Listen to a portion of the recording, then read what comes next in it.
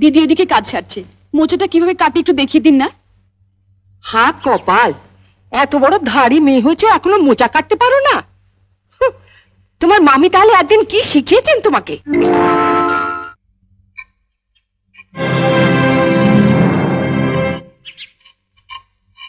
আজকে তো আমাদের বাড়িতে পুঁটি মাছ আসেনি। এই পুঁটি মাছ এলো কোত্থেকে? লতিকাদের বাড়িতে আজ কাজের মেয়েটা আসেনি, ওগুলো কাটতে দিয়ে গেছে। ওর নাকি আজ ঠাকুরপো এসেছে, সে নাকি পুঁটি মাছ খেতে খুব ভালোবাসে। এদিকে তোমার অসুস্থ ছেলে খিদের জ্বালায় কাঁদছে, আর তুমি লতুর ঠাকুরপোকে পুঁটি মাছ খাওয়ানোর জন্য। সব কথাতে এভাবে হেসো না তো। ওঠো ওঠো বলছি। তুই তো লতুকে চিনিস, এসে যদি দেখে মাছ কাটা হয়নি। সে আমি বুঝবো, তুমি হাত ধুয়ে ছেলের কাছে যাও। না ছোট, আমি কেটেই যাব। তোমার অসুস্থ ছেলে দিব্যি বর্দি, এর পরেও যদি তুমি একটা মাছও বটিতে ছোঁয়াও, তাহলে তুমি জানবে তোমার ছেলের গলায় বটি বসালে। এ তুই কি দিবি দিলি ছোট? ওঠো ওঠো বলছি, এসো।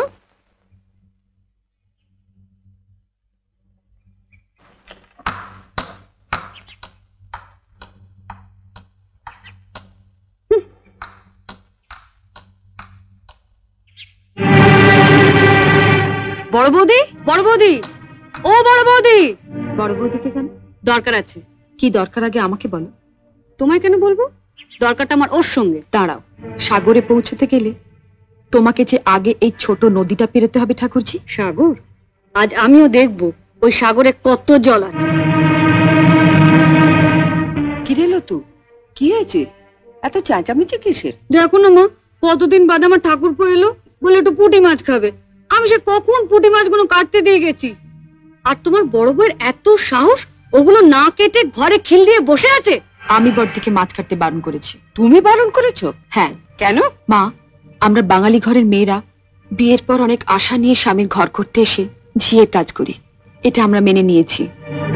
কিন্তু তাই বলে পাড়া প্রতিবেশীর বাড়িতে ঝি না এলে তাদের বাড়ির ঝিয়ের কাজও আমাদের করতে হবে? এটা আমি কিছুতেই মেনে নিতে পারবো না। তা লতু পুঁটি মাছ কাটতে পারে না বলেই না? সে কি মা, আপনার মেয়ে পুঁটি মাছও কাটতে পারে না?